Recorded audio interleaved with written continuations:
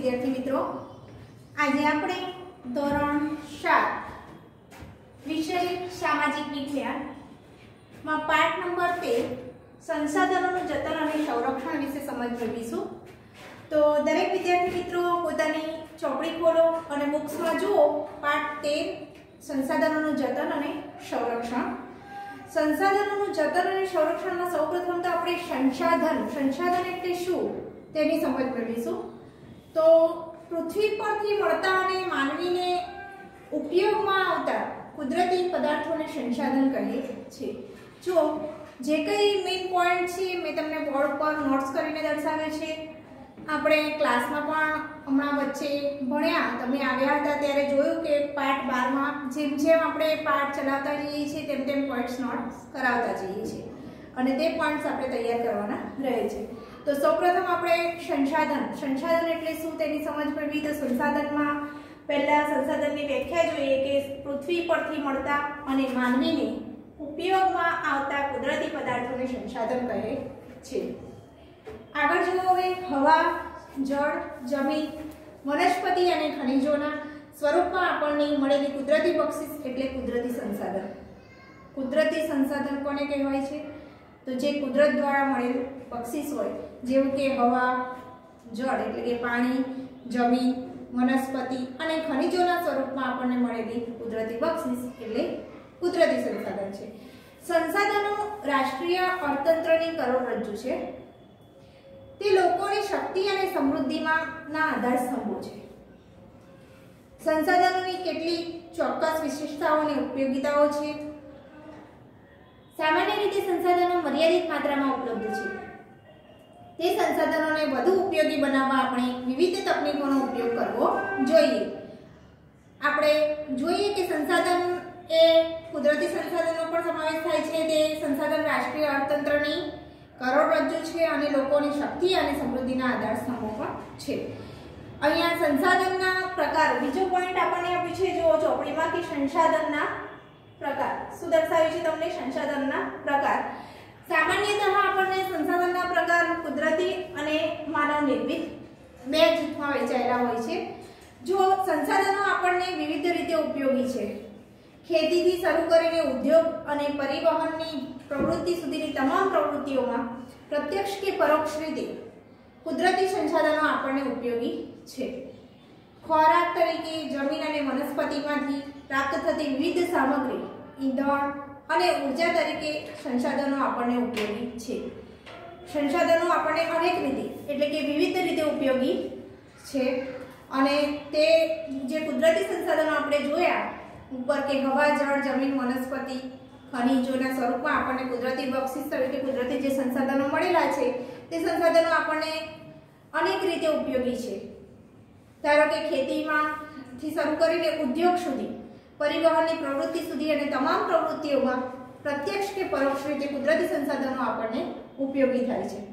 खोराक तरीके जमीन अने वनस्पतिमांथी प्राप्त थती विविध सामग्री, ईंधण अने ऊर्जा तरीके संसाधनों आपणे उपयोगी छे। संसाधनोने सामान्यतः बे जूथमां वहेंचवामां आवे छे, जे मैं तमने वात करी कुदरती अने मानव निर्मित। बे जूथमां संसाधनने वहेंचवामां आवे छे भूमि, जल, खनिजो અને જંગલોનો કુદરતી સંસાધનોમાં સમાવેશ થાય છે। તેમાં પણ બે પ્રકાર પડે છે। જો પહેલા તો આપણે સામાન્યતઃ કુદરતી અને માનવ નિર્મિત બે સંસાધનોના પ્રકાર છે। ત્યારબાદ આપણને કહે છે કે ભૂમિ, જળ, ખનિજો અને જંગલોની કુદરતી સંસાધનોમાં સમાવેશ થાય છે અને તેના પણ બે પ્રકાર જૈવિક અને અજૈવિક બે પ્રકાર જોવા મળે છે। જૈવિક અને अजैविक जे आमा कुदरती अने मानव निर्मित छे तेना पण बे अंतर प्रकार पड़े छे, जैविक अने अजैविक। कया बे प्रकार पड़े छे? जैविक अने अजैविक। कुदरती अने मानव निर्मित त्यारबाद जैविक अने अजैविक। भूमि, हवा, जल, जमीन अजैविक संसाधनों छे। आमा आपणे अजैविक संसाधनों अने जैविक संसाधनों तो जे जैविक संसाधनों छे एमां जंगलों अने प्राणीओनो समावेश थाय छे त्यारे ज्यारे अजैविक संसाधनों भूमि, हवा, जल अने जमीन આમાં અજૈવિક સંસાધનોમાં આવશે ભૂમિ, હવા, જળ, અને એ જે કંઈ છે એ અજૈવિક છે, અને જમીન. અને ત્યારબાદ જે જૈવિક સંસાધનો છે જંગલો અને પ્રાણીઓ. શું છે? જંગલો અને પ્રાણીઓ. જમીન. જૈવિક છે એમાં શું આવશે? તો જંગલો અને પ્રાણીઓ. આ થયા આપણા જૈવિક સંસાધનો. જૈવિક સંસાધનો જંગલો અને પ્રાણીઓનો સમાવેશ થાય છે, જ્યારે અજૈવિકમાં ભૂમિ, હવા, જળ અને જમીનનો સમાવેશ થાય છે. આગળ જુઓ પાઠમાં તમને દર્શાવી છે કે માનવીએ સર્જેલા ઔદ્યોગિક એકમો, સ્મારકો, ચિત્રકળા અને સામાજિક સંસ્થાઓ વગેરે માનવ નિર્મિત સંસાધનો છે. માનવ નિર્મિત સંસાધનો એટલે કે જે માનવીએ સર્જેલા, આપણે જે કંઈ ઔદ્યોગિક એકમો દ્વારા સ્મારકો, ચિત્રકળા જેવી અનેક સામાજિક સંસ્થાઓને માનવ નિર્મિત સંસાધનો કહે છે, જેમાં માનવ નિર્મિત સંસાધનોનો સમાવેશ થાય છે. મનુષ્યમાં રહેલા જ્ઞાન, બુદ્ધિ, કૌશલ્ય, સ્વાસ્થ્ય અને અન્ય ગુણોનો સમાવેશ માનવ સંસાધનમાં થાય છે. કુદરતી સંસાધનોના વિકાસ માટે માનવ સંસાધન હોવું જરૂરી છે. જે કંઈ કુદરતી સંસાધનનો વિકાસ કરવા માટે આપણે માનવ સંસાધનો હોવું જરૂરી છે. કેટલાક એવા સંસાધનો છે જે ચોક્કસ સમયમાં સ્વયં નિર્માણ પામે છે. ઝાડ, પાન, પશુ પક્ષી વગેરેમાં પોતાની જાતે પેદા થવાની ક્ષમતા હોય છે. આમ વન અને વન્યજીવ ચોક્કસ સમયમાં નિર્માણ પામતા રહે છે. જે કંઈ ચોક્કસ સમયમાં સ્વયં એટલે કે પોતાની રીતે નિર્માણ પામે છે તે સંસાધનોમાં શું આવે છે? તો ઝાડ, પાન, પશુ પક્ષી વગેરે પોતાની જાતે પેદા થવાની ક્ષમતા હોય છે તેમનામાં. અને આ વન અને વન્યજીવ ચોક્કસ સમયમાં નિર્માણ પામતા રહે છે. સંસાધનોનું સંરક્ષણ. સંસાધનોના પ્રકાર પછી આપણને દર્શાવ્યો છે પોઈન્ટ સંસાધનોના સંરક્ષણ. સંસાધનોના સંરક્ષણમાં કહે છે કે કુદરતી સંસાધનો મર્યાદિત છે, જ્યારે માનવીની જરૂરિયાતો અમર્યાદિત છે. છેલ્લા કેટલાક વર્ષોથી તકનીકી ક્ષેત્રે થયેલા અસાધારણ વિકાસ અને વસ્તી વિસ્ફોટથી સંસાધનોનો ખૂબ ઉપયોગ વધી ગયો છે. આ પરિસ્થિતિ વિશે ગંભીરતાથી નહીં વિચારીએ તો આપણે તેના માઠા પરિણામો ભોગવવા પડશે. એટલે જ ભવિષ્યની પેઢીઓ માટે સંસાધનોનું રક્ષણ કરવું એ આપણી સૌની ફરજ છે. સંસાધનોનું રક્ષણ એટલે સંસાધનોનો વિવેકપૂર્ણ ઉપયોગ. કેટલાક સંસાધનો પોતાની મેળે જ ચોક્કસ સમયમાં હિસ્સાની પૂર્તિ કરે છે અથવા અખૂટ હોય છે, જેને નવીનીકરણીય સંસાધનો કહે છે. જો નવીનીકરણીય સંસાધનોનું રક્ષણ એટલે શું થશે? તો જે કંઈ અમુક સંસાધનો હોય છે જે વિવેકપૂર્ણ ઉપયોગ કેટલાક સંસાધનો પોતાની મેળે જ ચોક્કસ સમયમાં હિસ્સાની પૂર્તિ કરે છે અને અખૂટ હોય છે. કેવા હોય છે? જે ખૂટે નહીં તેવા અખૂટ, અને જેને નવીનીકરણીય સંસાધનો કહેવાય છે. જેમ કે જંગલો, સૂર્યપ્રકાશ એકવાર વપરાયા પછી પુનઃ ઉપયોગમાં લઈ શકાતા નથી કે બનાવી શકાતા નથી. તેને અનવીનીકરણીય સંસાધનો કહેવામાં આવે છે. એકવાર વપરાયા પછી પુનઃ એટલે કે ફરીથી ઉપયોગમાં લઈ શકાતા નથી કે બનાવી શકાતા નથી, તેને અનવીનીકરણીય સંસાધનો કહેવામાં આવે છે. જેમ કે પેટ્રોલિયમ, ખનિજ કોલસો અને કુદરતી વાયુ. આ ત્રણ વસ્તુનો સમાવેશ અનવીનીકરણીય સંસાધનોમાં કરવામાં આવે છે. સંસાધનો કયા કયા છે? જો સંસાધન સંરક્ષણ પછી સંસાધનોમાં ભૂમિ સંસાધન, જંગલ સંસાધન, પ્રાણી વન્યજીવ સંસાધન, જળ સંસાધન, કૃષિ સંસાધન અને ખનિજ સંસાધન, આ સંસાધનોનો સમાવેશ થાય છે. તેમાં સૌપ્રથમ આપણે ભૂમિ સંસાધનની સમજ મેળવીએ.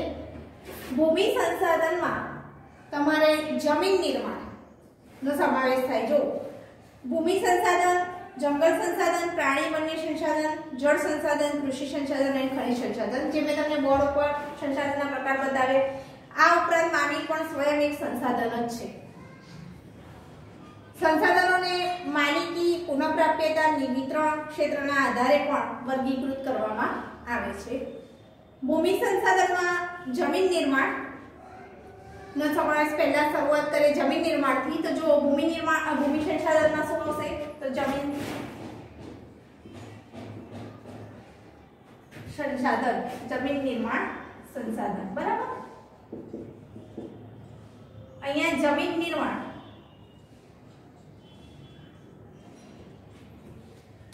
તો એમાં જો સામાન્ય રીતે ભૂસપાટીનું ઉપલું પડ જેમાં વનસ્પતિ ઉગે છે.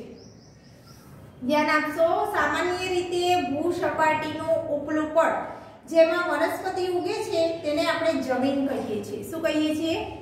જમીન. જમીન પૃથ્વીના પોપડા પરના અનેકવિધ કણોથી બનેલું એક પાતળું પડ હોય છે.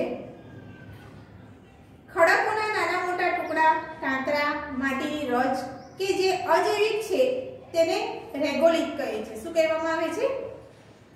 રેગોલિત. તેમાં જૈવિક દ્રવ્યો, હવા અને પાણી ભળતા જમીન બને છે. ખેતીના સંદર્ભમાં કોઈ પણ દેશોનો આર્થિક વિકાસ કે દેશની જમીનની ગુણવત્તા અનેક પ્રકાર પર આધાર રાખે છે. જો પહેલા તો જમીન નિર્માણમાં જમીન કોને કહેવાય છે? તો આપણે પોઈન્ટ્સ નોટ્સ કરીએ કે જમીન નિર્માણ. ધ્યાન આપશો બોર્ડ પર, અહીંયા લખશો જમીન નિર્માણ.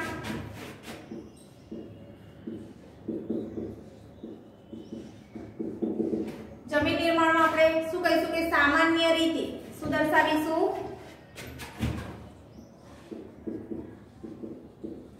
સામાન્ય રીતે ભૂસપાટીનું ઉપલું પડ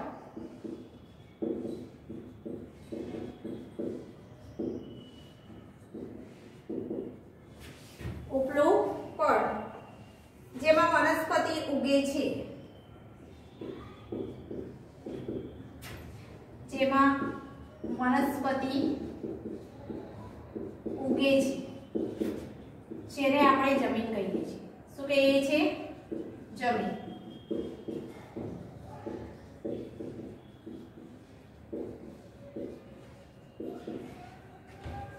જમીન નિર્માણમાં પોઈન્ટ્સ નોટ કરવાનો કે સામાન્ય રીતે ભૂસપાટીનું ઉપલું પડ જેમાં વનસ્પતિ ઉગે છે તેને આપણે શું કહીએ છીએ?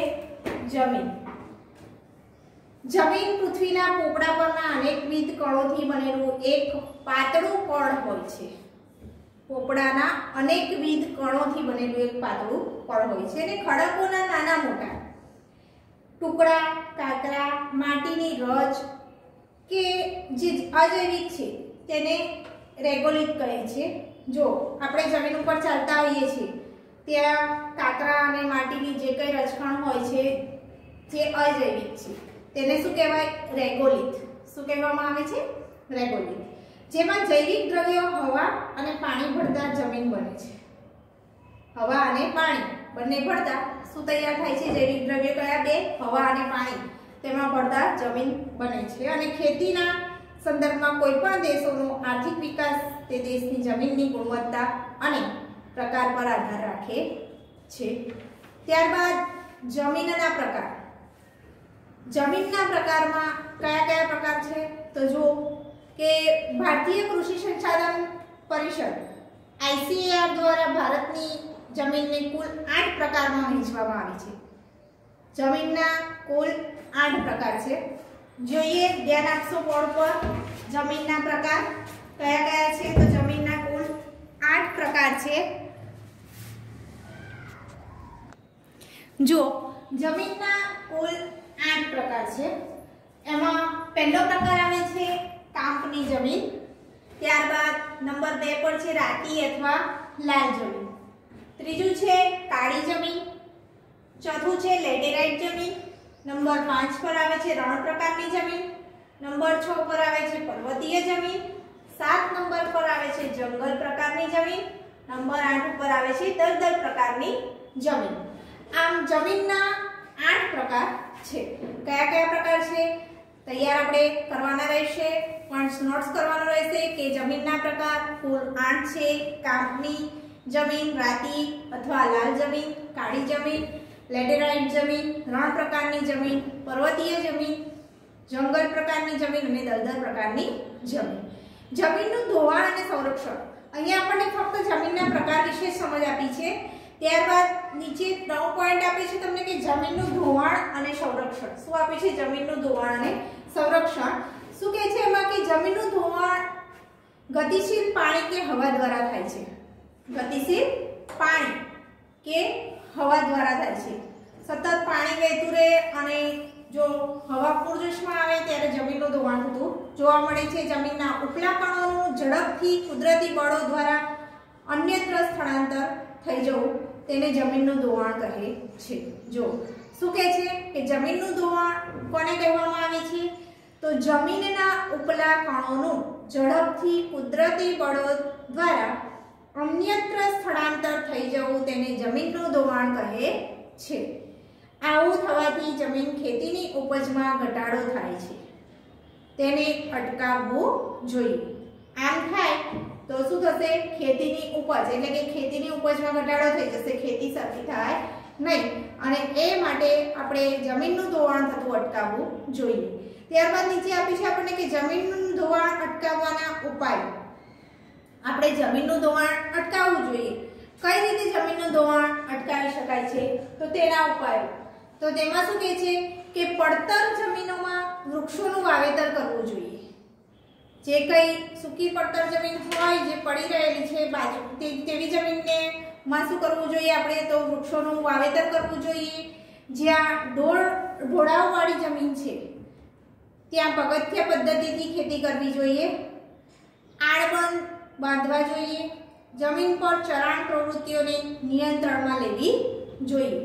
આમ જમીનનું ધોવાણ અટકાવવાના આ ઉપાય છે.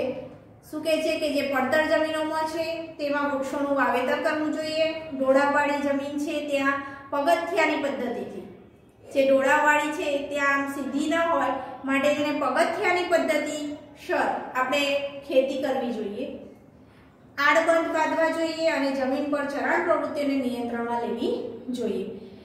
ત્યારબાદ તમને નીચે આપ્યું છે ભૂમિ સંરક્ષણ. જો ભૂમિ સંરક્ષણ એટલે કે જમીનનું ધોવાણ રોકીને જમીનની ગુણવત્તા જાળવવી.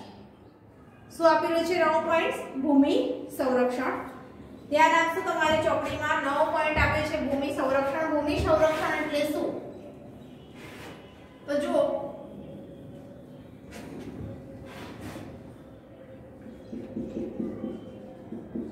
ભૂમિ સંરક્ષણ કોને કહેવાય? ભૂમિ સંરક્ષણ શું છે? તો ભૂમિ સંરક્ષણ એટલે કે જમીનનું ધોવાણ રોકીને જમીનની ગુણવત્તા જાળવવી. જમીનનું ધોવાણ રોકીને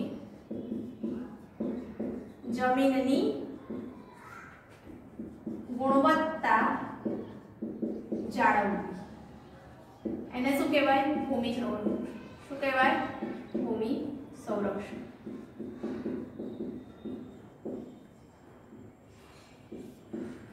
શું કે જમીનનું ધોવાણ રોકીને જમીનની ગુણવત્તા જાળવવી એટલે કે ભૂમિ સંરક્ષણ. શું આગળ કહે છે કે જો કે નદીના કોતરો અને પહાડી ડોળાઓ પર વૃક્ષો ઉછેરવા. રણની નજીકના ક્ષેત્રોમાં વાતા પવનોને રોકવા. વૃક્ષોની હારમાળા ઉગાડવી. અનિયંત્રિત ચરાણને અટકાવવું જોઈએ. ફળદ્રુપતા ગુમાવી બેઠેલી જમીનમાં પુનઃ સેન્દ્રિય પદાર્થનું ઉમેરણ કરવું જોઈએ અને આમાં સૌએ સાથ મળી સહિયારા પ્રયાસો કરવા જોઈએ. ભૂમિ સંરક્ષણ માટે શું કહે છે કે બધાએ સાથે મળી અને વૃક્ષોને ઉગાડવા જોઈએ. તેમજ જે નદીના કોતરો અને પહાડી ડોળાઓ પર છે જે જગ્યાએ વૃક્ષો નથી ત્યાં વૃક્ષો ઉછેરવા જોઈએ. રણની નજીકના ક્ષેત્રોમાં વાતા પવનોને રોકવા જોઈએ. વૃક્ષોની હારમાળા ઉગાડવી જોઈએ. ત્યારબાદ કહે છે કે અનિયંત્રિત ચરાણને અટકાવવું જોઈએ અને ફળદ્રુપતા ગુમાવી બેઠેલી જે જમીન હોય કે જ્યાં વૃક્ષો કે છોડ કે ઉગતું જ ન હોય તેવી ગુમાવી બેઠેલી જમીનમાં જે કે આ ફળ ફૂલ કંઈ થઈ જ ના શકતું હોય તેવી જમીનને પુનઃ સેન્દ્રિય પદાર્થોનું એટલે કે સેન્દ્રિય પદાર્થો એટલે કે જે ખાતરો હોય તેનું ઉમેરણ કરી અને સૌએ સાથે મળીને તેનું ઉમેરણ કરવું જોઈએ અને ફરી તેને ફળદ્રુપ બનાવવી જોઈએ અને આમ સૌએ સાથે મળીને સહિયારા પ્રયાસો ભૂમિ સંરક્ષણ માટે કરવા જોઈએ। આગળ આપણને આપ્યું છે જળ સંસાધન। ભૂમિ સંરક્ષણ પછી તમને દર્શાવ્યું છે જળ સંસાધન। જળ સંસાધનમાં તમને કહે છે કે જુઓ કે જળ સંસાધન એટલે કે પૃથ્વી પર પીવાલાયક પાણીનું પ્રમાણ આશરે 3% જેટલું છે। પૃથ્વી પર પીવાલાયક પાણીનું પ્રમાણ આશરે 3% જેટલું છે। પૃથ્વીનો ત્રીજો ભાગ જળ વિસ્તાર ધરાવે છે। પૃથ્વીનો કયો ભાગ જળ વિસ્તાર ધરાવે છે? ત્રીજો ભાગ। પાણી કુદરત થકી મળેલી અણમોલ ભેટ છે। જળ એ જીવનની પ્રાથમિક માનવીની રોજબરોજની પ્રવૃત્તિઓ, ઉદ્યોગો અને ખેતી માટે જળ ખૂબ જ ઉપયોગી સ્ત્રોત છે। જળ સંસાધનોમાં મહાસાગરો, ઉપસાગરો, નદીઓ, સરોવરો, ભૂમિગત જળ વગેરેનો સમાવેશ થાય છે। જળ સંસાધનોમાં શેનો સમાવેશ થાય? તો મહાસાગરો, ઉપસાગરો, નદીઓ, સરોવરો, જળ સંસાધનમાં મહાસાગરો, પછી ઉપસાગરો,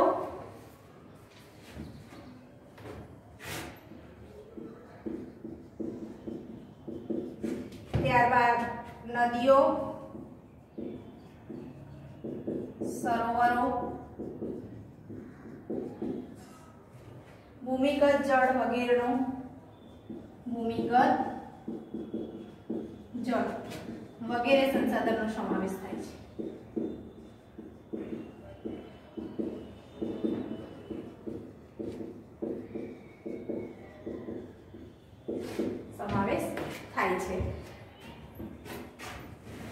પૃથ્વી પર જળ સંસાધનોનો મુખ્ય સ્ત્રોત વરસાદ છે। જળ સંસાધનનો જે આ જળ સંસાધન છે એનો મુખ્ય સ્ત્રોત શું છે? તો વરસાદ। મુખ્ય સ્ત્રોત વરસાદ છે, બરાબર। ત્યારબાદ આગળ તમને કહે છે કે બધા જ સ્ત્રોત વરસાદને આભારી છે। એ તો આપણને ખબર જ છે, જો વરસાદ ન પડે તો દુકાળ જેવી પરિસ્થિતિ સર્જાય છે। પાણી વગર આપણે શું કરી શકીએ? ખેતી પણ સારી એવી થાય નહીં, નદી નાળા સુકાઈ જાય છે અને પીવાલાયક પાણી પણ મળે નહીં અને ઘણી બધી વિકટ મુશ્કેલી આવી પડે તેવી સમસ્યા સર્જાઈ શકે। માટે જળ એ બહુ જ ઉપયોગી છે। જળ જીવન માટે ખૂબ જ ઉપયોગી સ્ત્રોત છે અને તેનો મહત્વનો સ્ત્રોત જે છે વરસાદ છે। વરસાદ ન આવે ત્યારે પાણી માટેની વિકટ પરિસ્થિતિ સર્જાઈ શકે છે। બધા જ સ્ત્રોત વરસાદને આભારી છે। પૃષ્ઠીય જળ સ્ત્રોતોમાં નદી, સરોવર, તળાવ, ઝરણા વગેરેનો સમાવેશ થાય છે। તેમાં મુખ્ય સ્ત્રોત નદી ગણાય છે। જો જે પૃષ્ઠીય જળ સ્ત્રોતો છે તેનો મુખ્ય સ્ત્રોત કયો છે? તો નદી। ત્યારબાદ જળ તંગી। જળ તંગીમાં જો જ્યારે આપણે જળ ન મળે ત્યારે શું પરિસ્થિતિ સર્જાય? તો જો જળ તંગી એટલે કે પાણી કુદરત થકી મળેલી અણમોલ ભેટ છે। વધતી જતી વસ્તી અને માટે અનાજની વધતી માંગ, રોકડિયા પાકો ઉગાડવા, શહેરીકરણ અને ઊંચા જીવન ધોરણના પરિણામે પાણીની માંગ નિરંતર વધતી જાય છે। તે પ્રકારની ગંદકીની સફાઈ પણ ઉપયોગી છે। હાલમાં આપણા દેશના ઘણા ભાગોમાં જળ તંગીનું સંકટ વધતું જાય છે। પેયજળની અછત જોવા મળે છે।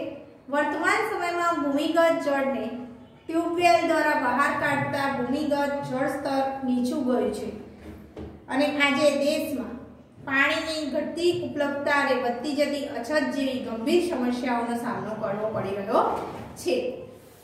જળ સંસાધનની જાળવણી અને વ્યવસ્થાપન કેવી રીતે કરી શકાય? જળ સંસાધનોની જાળવણી અને વ્યવસ્થાપન જો અત્યારના સમયમાં એટલે કે પહેલાના લોકો અત્યારે શું કરે છે તો પાણીમાં બોર કરે અને ઊંડે સુધીનું પાણીમાં ટ્યુબવેલ જેવી પાઇપ દ્વારા પાણીનું બહાર કાઢતા ભૂમિગત જળ વિસ્તાર કેવું ગયું છે? જળ સ્તર એકદમ નીચું જતું રહ્યું છે અને પાણીની તંગીની સમસ્યાઓ વધતી ગઈ છે।